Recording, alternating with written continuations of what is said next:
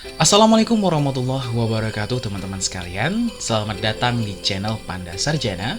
Nah, kali ini kita akan membahas tentang bagaimana cara membuat sebuah game 2 dimensi dengan tanpa codingan, ataupun kalau menggunakan codingan itu bisa menggunakan sedikit codingan yang mungkin bisa kita pahami. Nah, sebelum lanjut, mari saksikan dulu video ini dari teman-teman sekalian. Mungkin pernah ada yang ingin sekali membuat sebuah game. Nah, dari membuat game ini itu terpicu ketika teman-teman sekalian itu pernah bermain sebuah game. Lalu bagaimana cara membuat sebuah game? Apakah begitu ribet ataukah sama sekali itu sangat sulit gitu kan? Nah, dalam pengalaman saya, ketika membuat sebuah game, itu tergantung bagaimana kita cara memahaminya, memahami logika dan algoritma dari game yang akan kita buat, dan logika dan algoritma dari software yang ingin kita pelajari.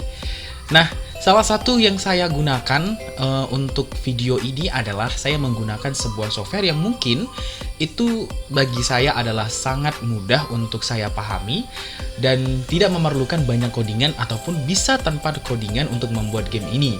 Yang diperlukan hanyalah ketika memakai software ini adalah memakai logika dan algoritma kita ketika menyusun jalan cerita di dalam sebuah game ini gitu kan, sesuai dengan skenario yang teman-teman punya.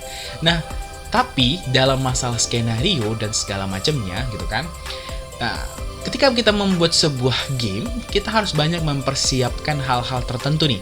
Seperti misalnya kita harus membuat yang namanya desain karakter, kemudian kita harus bisa mencari atau membuat sebuah musik gitu kan, musik di dalam game tersebut. Kemudian kita harus bisa membuat sebuah sprite atau karakter di dalam 2 dimensinya, atau kita juga harus bisa membuat sebuah animasi ataupun animation, di mana animation ini harus sesuai dengan frame yang ada. Nah, jadi ketika kita membuat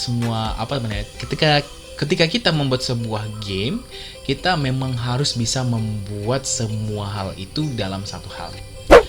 Dengan software ini mungkin kita bisa akan membuat sebuah game dengan mudah dan gampang.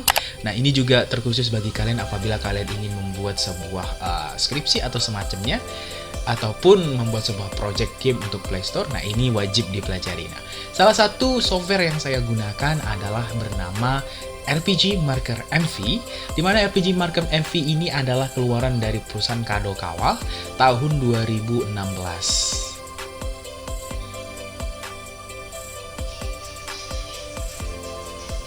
Di mana software ini itu sangat-sangat bagus bagi kalian para pemula untuk membuat sebuah game tanpa codingan dan hanya tinggal menjalankan apa yang perlu kalian jalankan sesuai dengan storyboard yang kalian butuhkan. Oke, tanpa berlama-lama gitu kan, kita langsung masuk ke dalam softwarenya. Oke, langsung check it out. Nah, pada project kali ini kita akan membuat sebuah desain dari game yang akan kita buat. Nah, untuk membuat desainnya, kita bisa melihat di sini di sebelah kiri ini kita ada ngelihat namanya kolom tileset, di mana kolom tileset ini berfungsi untuk membuat bagian-bagian terpenting dalam sebuah map. Nah, di sini ada menu toolbar, di mana menu toolbar ini dapat kita gunakan untuk mengatur game yang akan kita buat. Di sini ada menu new project, kemudian open project, save project, cut, kemudian paste, kemudian copy, kemudian paste, undo, kemudian di sini ada map gitu kan, kemudian di sini ada event, kemudian di sini ada pencil, ada rectangle, kemudian ada eclipse, kemudian ada float fill, shadow pen, zoom in, zoom out, zoom 1:1, kemudian database, plugin manager, sound system, kemudian ada search event, kemudian ada resource manager, kemudian di sini ada karakter generator, kemudian di sini ada playtest. Nah, hal ini semua yang ada di toolbar di atas ini itu sama persis seperti yang ada di atas seperti ini. Ini dia. Yang berbeda hanya seperti ini di development. Nah, ketika kita lihat sini, kita bisa membuat platformnya itu dari Windows, kemudian dari Mac OS, kemudian ada Linux, ada Android, kemudian ada web browser. Nah, kita sekarang akan ngebuat desain untuk tampilan map kita. Nah, dalam sebuah game RPG ataupun game 2 dimensi, banyak hal yang perlu dibuat. Nah, tapi hari ini untuk kita buat sederhana dulu, yaitu adalah membuat laut, pulau, pohon, dan kemudian kota. Nah, cara untuk membuat laut, kita bisa klik di bagian sini. Nah, ini ada laut dangkal, kemudian ada laut dalam. Nah, ini dua ini laut dalam, kemudian di sini adalah laut dangkal. Ketika kita klik ini, kita klik pen. Nah, kita bisa melukis lautnya itu sesuai dengan apa yang kita mau. Misalnya seperti ini kan. Nah, ini laut dalam namanya. Tapi kan tidak mungkin ada laut dalam di dalam sebuah pulau. Jadi kita buat aja misalnya di sini laut dangkal ataupun sungai. Nah, jadi perbedaannya ada dia. Kalau misalnya dia laut dalam, maka pulau tadi itu animasinya tidak seperti ini. Kan ada seperti pantainya. Nah, ini dia. Nah, ini disebut dengan style set animasi untuk laut dangkal. Nah, ini kurang lebih seperti ini. Oke. Nah, setelah itu kita tambahin yang namanya jembatan. Siapa tahu nanti kita kalau misalnya mau pindah kemari itu bisa dipindahkan. Kita klik jembatan ya. Nah, ini ada jembatan. Ini kan ada arah-arahnya. Ini jembatan rusak. Nah, kita klik yang ini. Oke, kita dari sini saja. Sebentar, kita tambahin sedikit itunya. Baru kita potong. Oke. Baru kita tambahkan jembatan. Nah, ini untuk nambahin jembatan. Nah, di sini semua hal ini itu akan bertambah apabila kita nanti menambahkannya di menu tileset. Nah, kemudian untuk di bagian ini, nah di bagian ini kan ada kota-kota atau semacamnya. Nah, ini kita bisa tambah ini. Kita klik. Nah, ini kota kan? Misalnya ini kota, ini kota. Kemudian kita tambahin kerajaan. Kerajaannya di sini. Nah, kemudian kita tambahin pohon. Kita klik kolom A.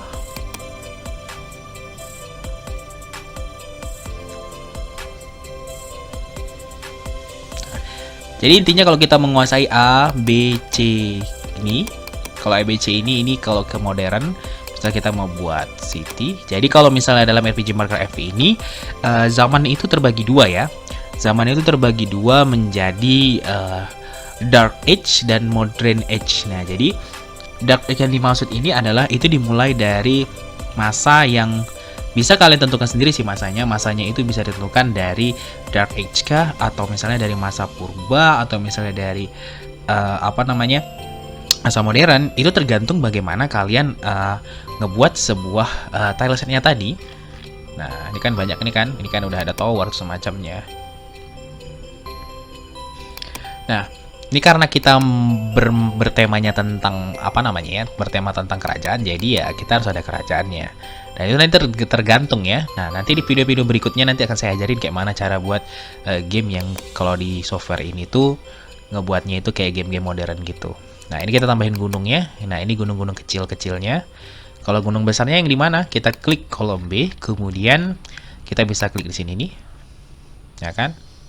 Ini dia gunung-gunung besarnya. Nah, oke. Baru kita desain lagi. Nah, ini kalau untuk desain map itu bisa sesuai dengan keinginan ataupun apapun yang kita inginkan. Nah, jadi desain map itu tergantung skenario ataupun apa sih yang pengen sahabat buat gitu kan. Jadi buat map itu sebenarnya nggak terlalu sulit. Nah, yang sulit itu ketika kita harus menyesuaikan event dari segi map per mapnya. Nah, ini rumput-rumput tambahan ya. Jadi kalau misalnya seperti ini sudah selesai, kita bisa nggak langsung progress ataupun kita langsung klik play untuk gamenya. Oh, bisa, kita klik dulu save gitu kan untuk nge-save projectnya. Nah, kemudian kita langsung klik play test yang ini.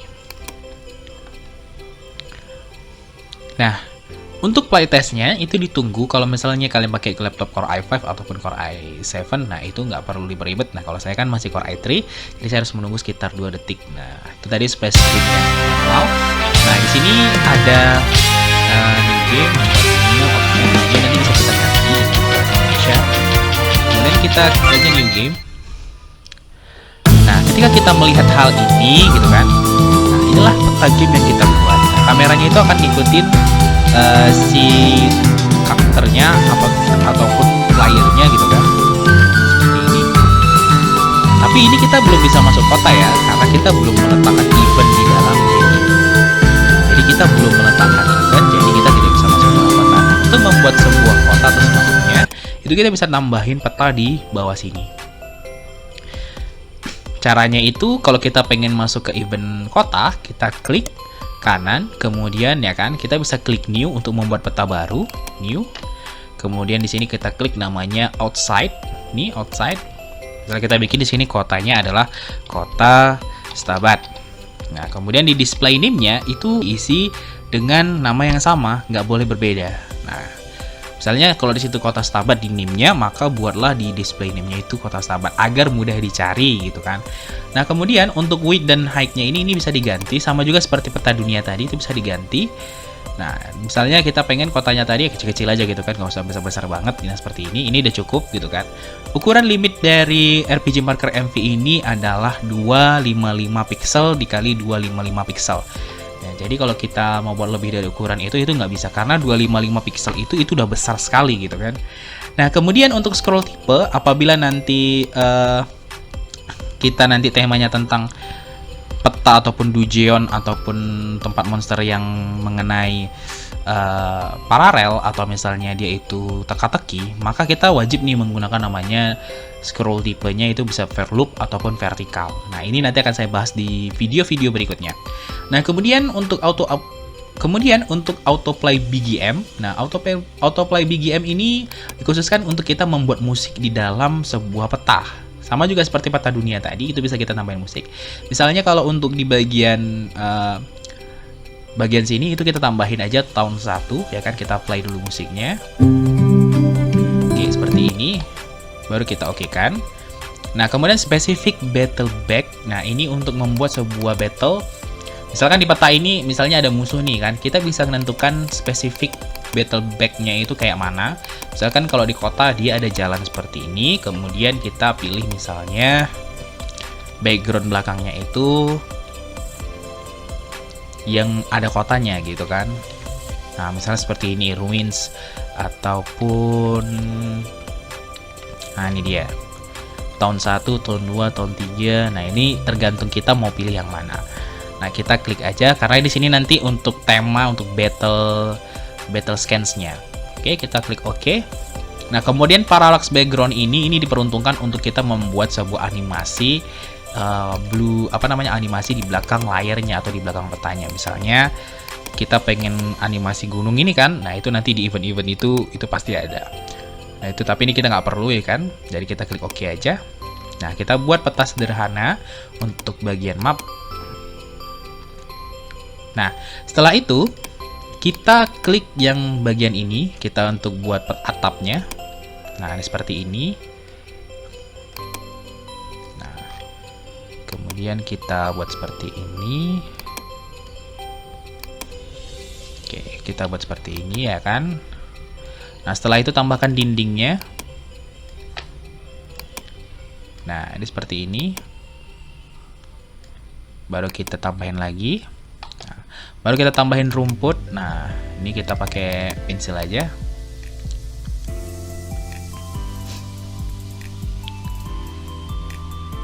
Oke, setelah itu kita tambahin sungainya, ya kan? Kalau misalnya ada sungai. Nah, itu tergantung bagaimana kita pengen buat ya. Nah, kita tambahin jalannya supaya kita bisa jalan gitu kan. Nah, kemudian kita tambahin pernak-pernik lainnya ya kan, misalnya seperti ini, pagar. Kemudian kita tambahin pernak-pernik seperti jendela ataupun pintu. Nah, kalau untuk pintu kita tambahin aja ini.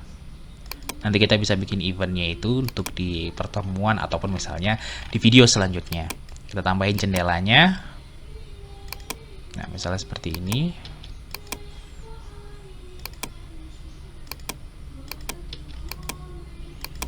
Nah, kurang lebih seperti ini, baru kita tambahin pohon-pohonnya.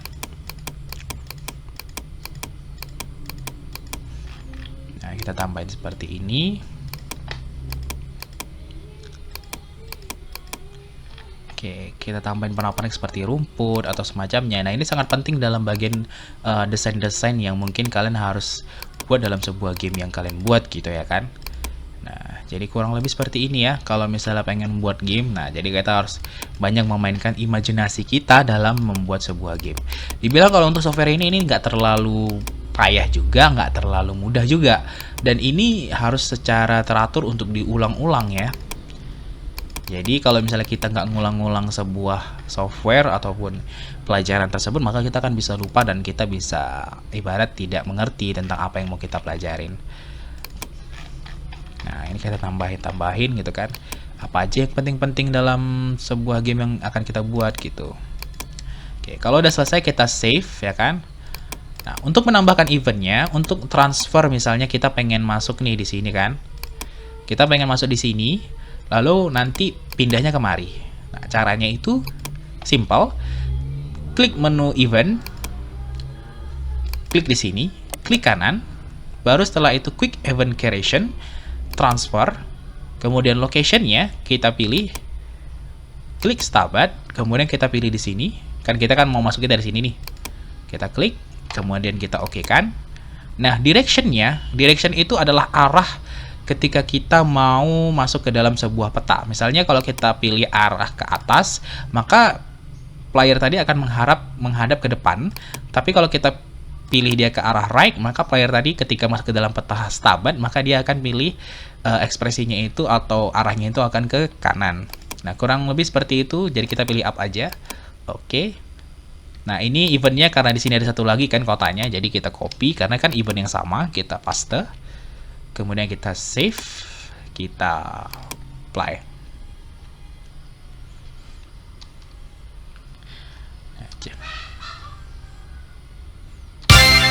Oke, seperti ini. Kan, nah, kan ini dia pertanyaan kan. Nah, jadi kalau seandainya kita pengen balik, kita harus nambahin namanya eventnya lagi. Nah, klik menu Stabat, kemudian klik di sini nih, ya kan, klik kanan. Kemudian transfer, baru transfernya kemari. Nah, untuk ini kita bikin directionnya down, baru kita apply, kemudian kita save.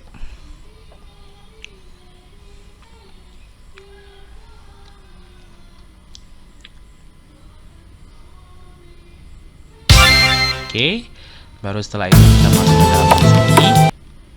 Nah, ini dia ya kan, kita baru balik. Nah, kurang lebih seperti ini untuk tutorial hari ini teman-teman ya kan, dari pengenalan tentang bagaimana software FB, kemudian bagaimana cara membuat peta dan event pertama yaitu masuk ke dalam sebuah sebuah kota. Ini dia untuk tutorial hari ini ya gitu. Jadi kalau misalnya ingin tahu bagaimana cara animasi battle-nya, kayak mengatur kelasnya, mengatur ininya, maka jangan lupa untuk tunggu video-video selanjutnya, oke? Oke, ini untuk video hari ini. Cukup sekian dari Panda Sarjana. Nah, nantikan video-video berikutnya atau tutorial-tutorial dengan part berikutnya hanya di channel Panda Sarjana dengan cara klik tombol subscribe dan aktifin notifikasi loncengnya, dan jangan lupa untuk komen dan share video ini jika bermanfaat, dan jangan lupa juga untuk like. Terima kasih. Assalamualaikum warahmatullahi wabarakatuh.